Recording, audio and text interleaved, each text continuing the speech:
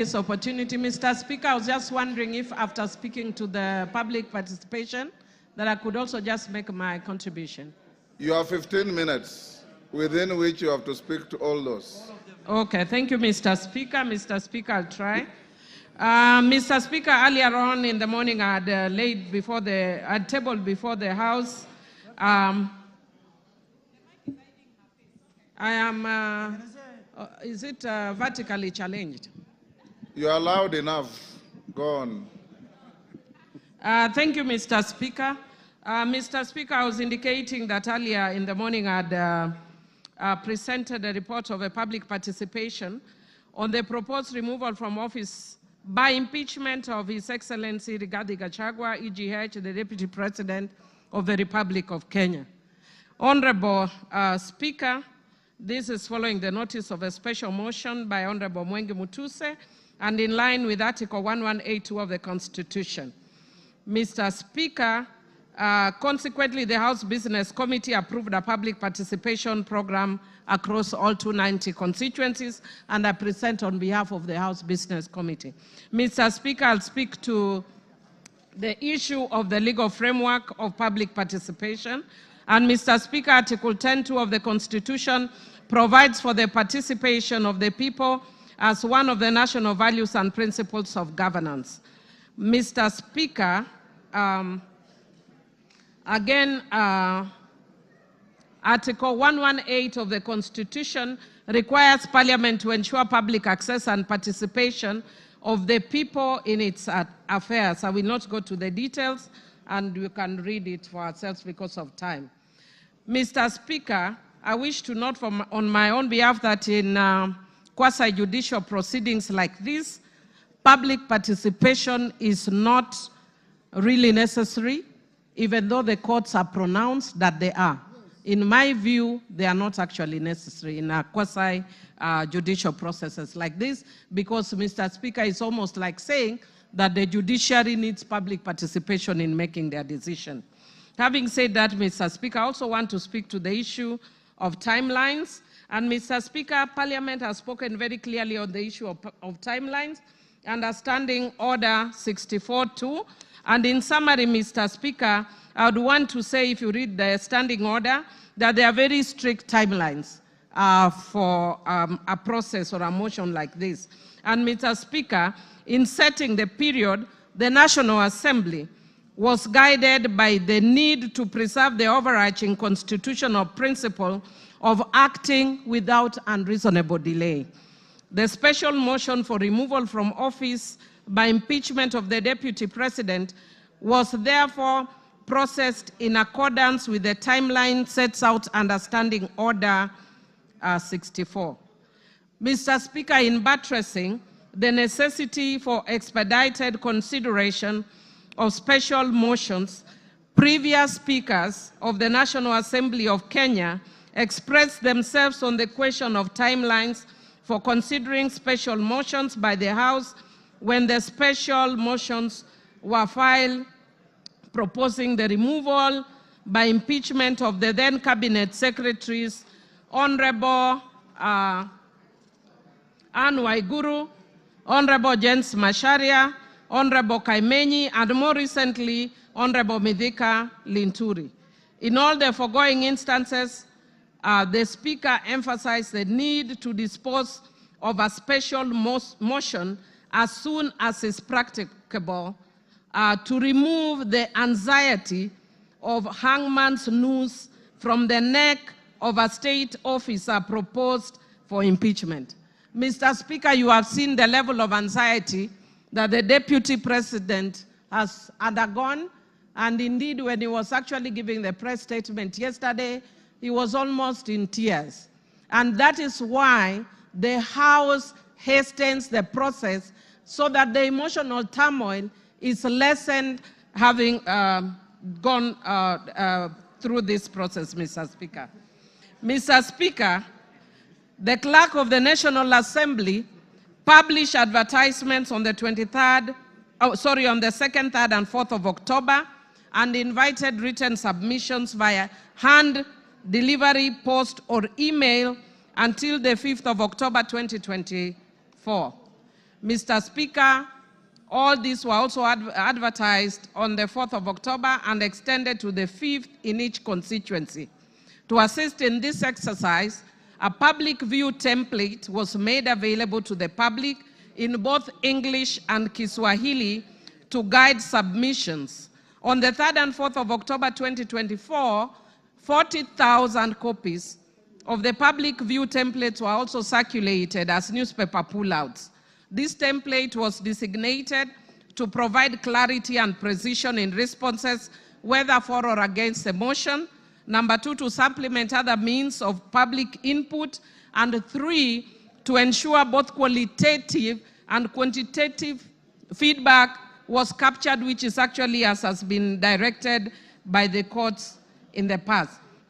Mr. Speaker, I just want to indicate that many means were used, including radio, TVs, and other means to publicize this process, including Twitter, or formerly, currently X, or formerly Twitter, and Facebook pages.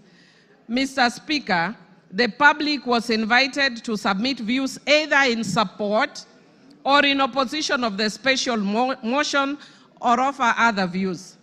Mr. Speaker, I wish to laud Kenyans for their growing consciousness on their civic rights and duties.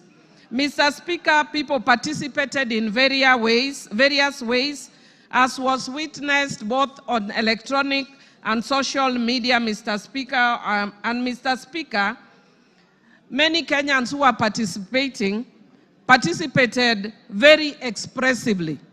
Mr. Speaker, I think many of us saw people expressing their views in many ways, some of which I will explain later.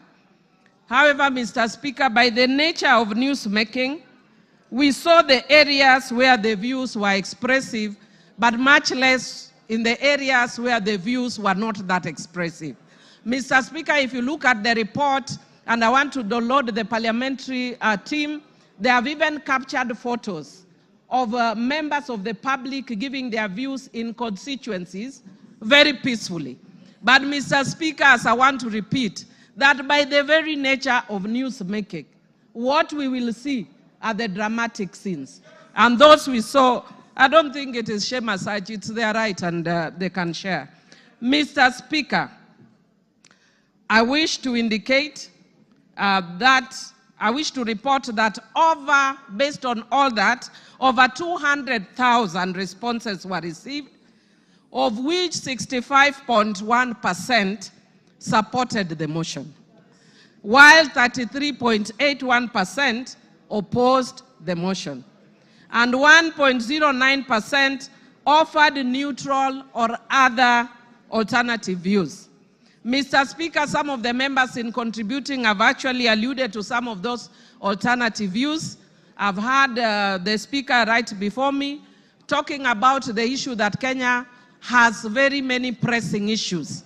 Mr. Speaker, indeed it is true, Kenya has many pressing issues, and as a House, we are already seized of those issues and are indeed already dealing with some of those issues.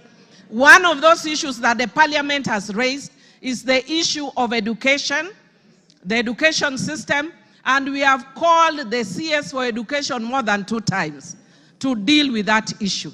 Again, on the health issue, we have also invited the CS for Health amongst other officials. So indeed, the House can chew and walk at the same time. Mr. Speaker, when a motion is brought of this magnitude, Parliament, by its own standing orders, must stop everything else and give priority to this motion.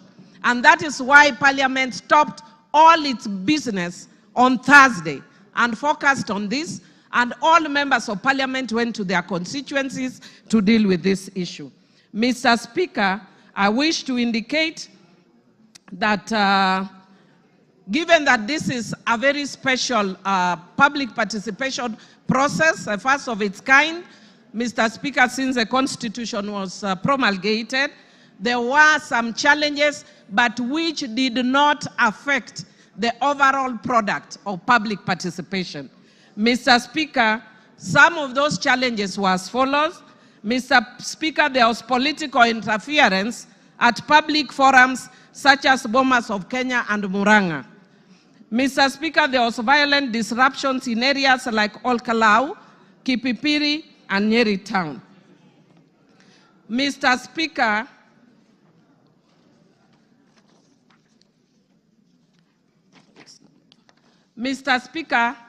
there was incomplete or unclear submission, including forms without identifying information or contradictory responses. Mr. Speaker, there was low turnout in some constituencies due to insecurity, such as in Bura. Mr. Speaker, public expectation for monetary compensation for participation was also experienced. Mr. Speaker, there was late submission of forms and memorandum in some instances.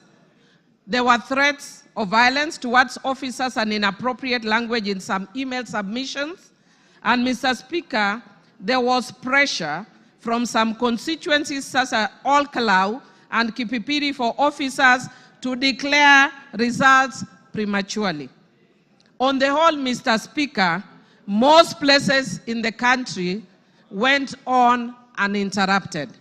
And the results that I just indicated to you, Mr. Speaker, are based on that. Mr. Speaker, because of time, and I would like other members to speak, I would want to invite members to look at the report that has been tabled by the House Business Committee. Mr. Speaker, I'll just speak very briefly on my own account. Mr. Speaker, I wish to indicate on my own account as a member of Suba North constituency that what we are going through post-2010 constitution, I want to agree with the honorable member that has spoken and said that it's a very important process, because indeed it is. Mr. Speaker, it is a defining moment constitutionally and a first of its kind since 2010. It is both a legal and a political process.